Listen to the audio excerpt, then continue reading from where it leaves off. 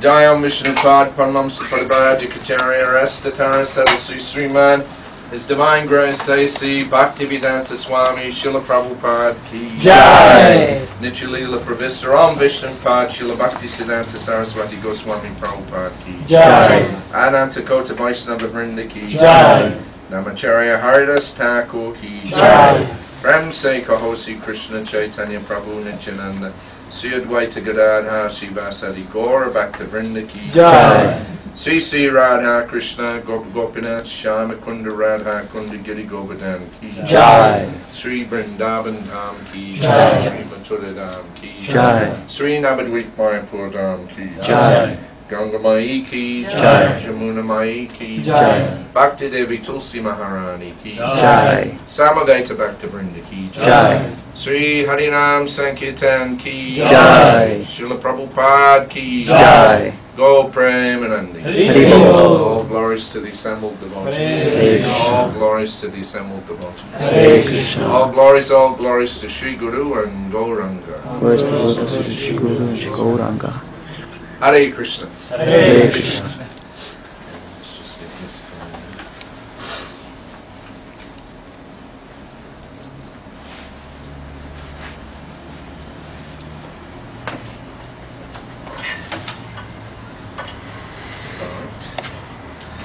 Hare Krishna.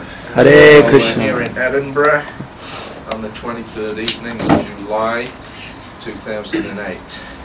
Last year I was here for one night around about the same time, so this is my second visit for this particular little meeting. I think we have a few more people this year than we had last year, so that's nice. When did we finish? We normally try to drive away about half past.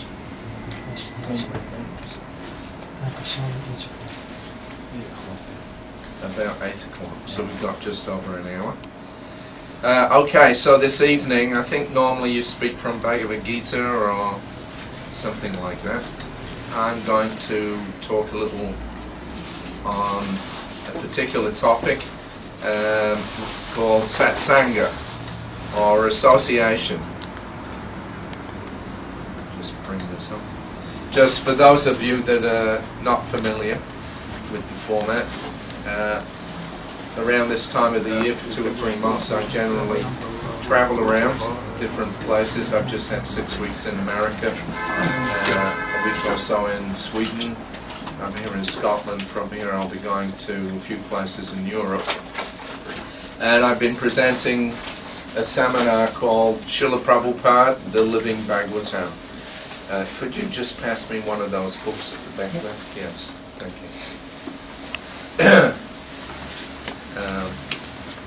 The seminar is based on some notes that I was taking when I was fortunate enough to travel with Srila Prabhupada. This is Prabhupada, he's the founder Acharya of the Krishna Consciousness movement.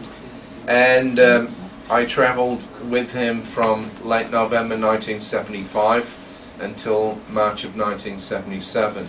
So during that period I was keeping a daily diary.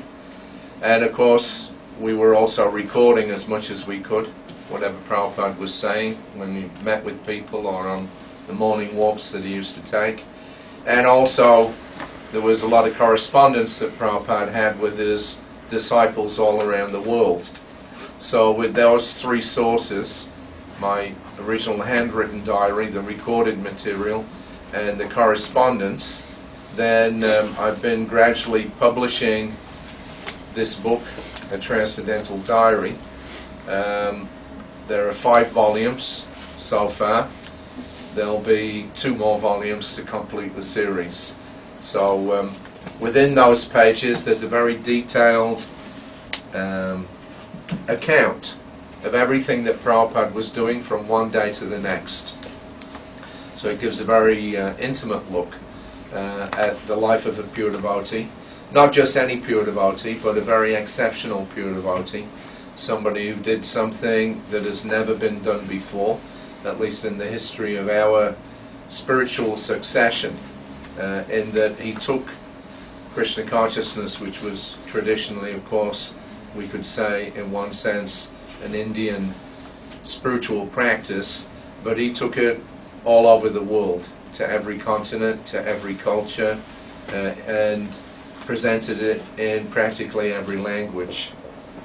So that was something very exceptional and extraordinary.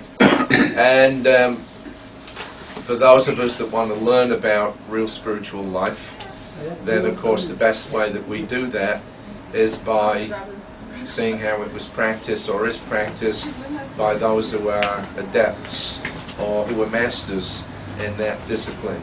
So Srila Prabhupada, he was a spiritual master. He was fully situated on the pure spiritual or devotional platform.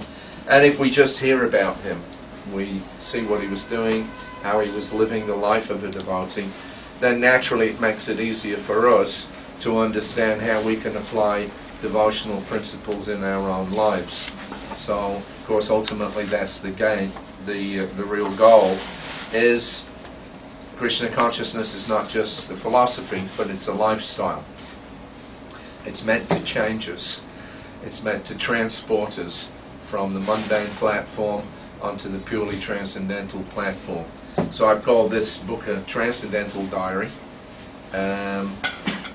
Actually, when I was writing it, the earlier volumes, what I've been doing is getting a different professor, scholar, to write a foreword for each of the different volumes. So the Professor Thomas Hopkins, he wrote the foreword for the second volume, and I had sent him a copy of the first volume, which is this one,